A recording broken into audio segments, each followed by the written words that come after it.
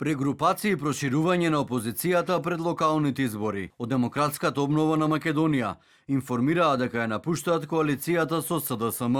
Најавија дека ќе формираат зелена коалиција со граѓанскиот сектор, со кој заедно ќе настапат на локалните избори. Одлуката ја донео Централниот одбор. Истата е одговор, како што посочија, на политичката затвореност, но игнорирањето на граѓанските иницијативи.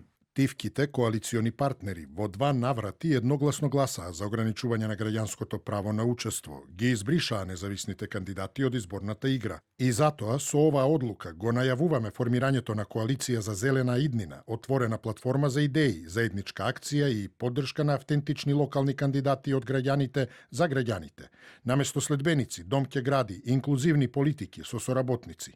И од албанската опозиција најавија проширување на Европскиот фронт, како што посочи координаторот на пратеничката група Блерин Беџети. Во истот ќе се приклучат политички партии, но и невладиниот сектор. Упатуваме јавен апел до сите албанци, до сите други етнички заедници, граѓани на други етнички заедници, кои и ќе имаме таква една широка коалиција со поединци, со политички партии, со невладиниот сектор, со сите кои мислат дека ова влада носи антиалбански одлуки и која во континуитет секојдневно ги деградира.